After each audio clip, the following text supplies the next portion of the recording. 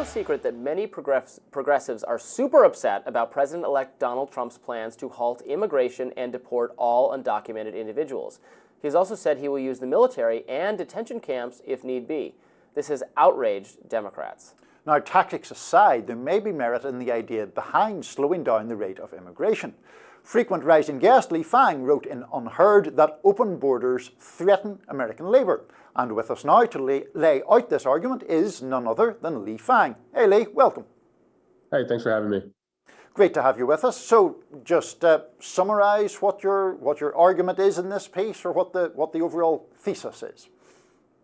This column essentially argues that the Democratic Party and the left more broadly need to return to the labor-backed roots of restrictive immigration policies. And this might seem anathema to the modern day left, but these were very common policies of the 20th century. And indeed, if you look at the left globally, how they have fared electorally and politically, center-left parties that have embraced immigration restrictions have fared better electorally. They've done better in elections.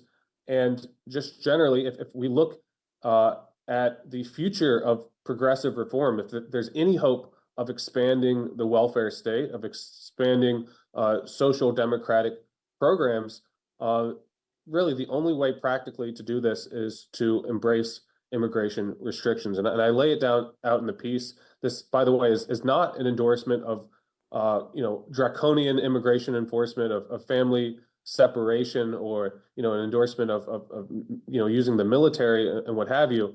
But it is an argument that the left broadly needs to return to more immigration restriction policies.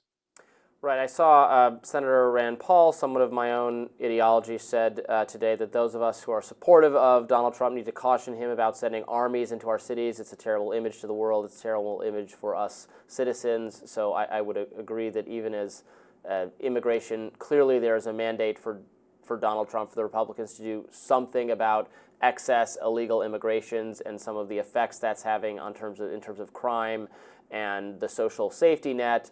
I have a lot of questions about doing it with the military, or doing it in a way that is going to end up, harassing everyone else or creating surveillance networks, that sort of thing. It would clearly be politically popular, I think, for Democrats or for the left or whoever you're describing to get on board with more immigration restrictions. The people have spoken very clearly that they want that kind of thing. But what specifically is your argument that labor would be better served by having more restrictions on immigration?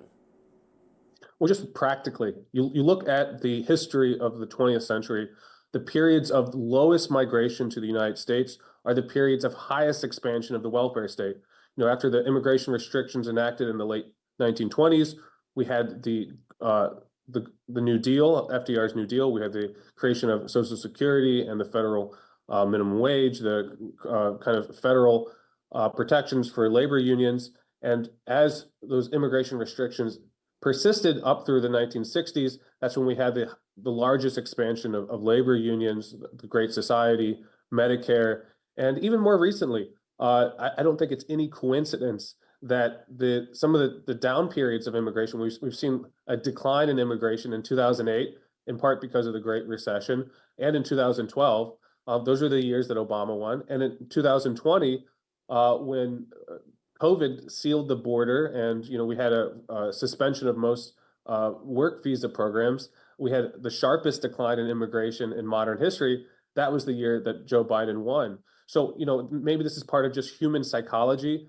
When there is less cultural division created by waves of immigration, when there's less of a scapegoating effect, when you have millions of new migrants, it's very easy for right-wing politicians, for conservative politicians to kind of point to these divisions and exploit the cultural dynamics, the kind of economic dislocation.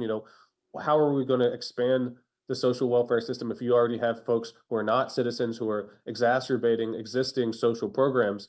This is a toxic dynamic for the left. Once we kind of deal with this issue, we can refocus on building a society that works for all citizens.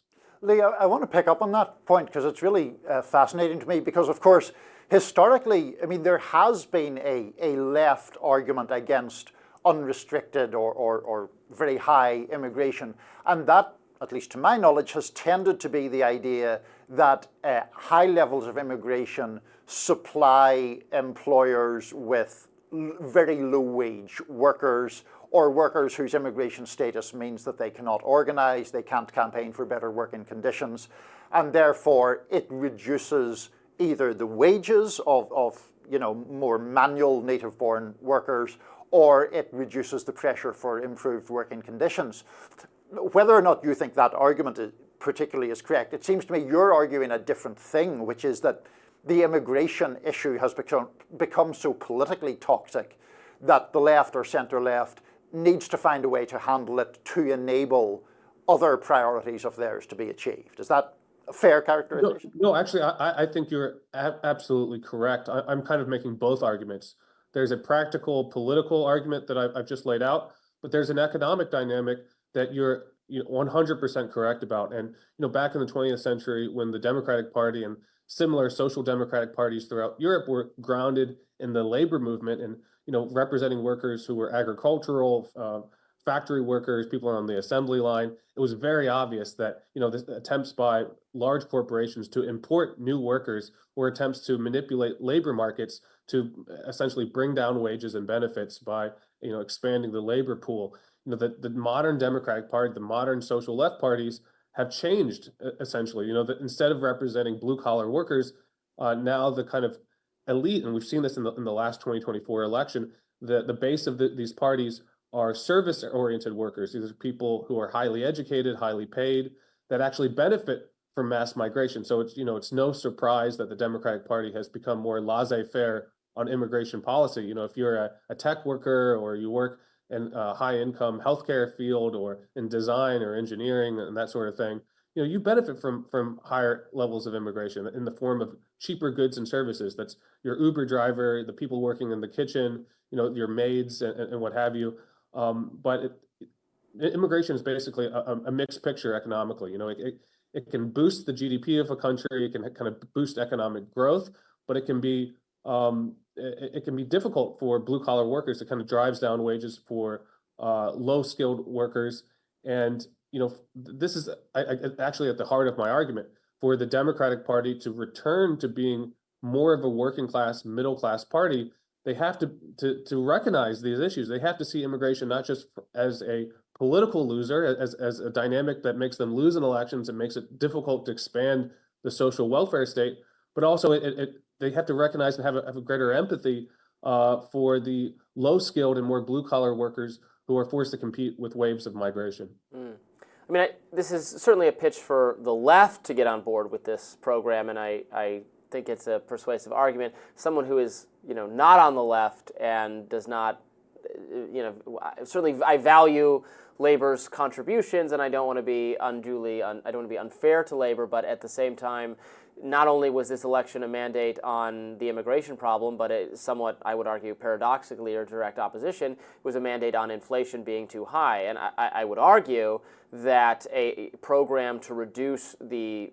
cheap labor pool is on some level a program to increase the cost of everything, just like if we made it harder for firms to get a hold of raw materials, if we make it harder for them to get a hold of a ready labor supply, one way they deal with that is raise prices, or we get housing shortages, we get shortages of food, etc., and people would get really upset. We're not all laborers or low-income, low-skilled laborers, but we're all consumers of goods that are impacted by rising prices created by labor shortages. So is this a recipe to benefit one small slice of the electorate or one sector of the economy to the detriment of everybody else?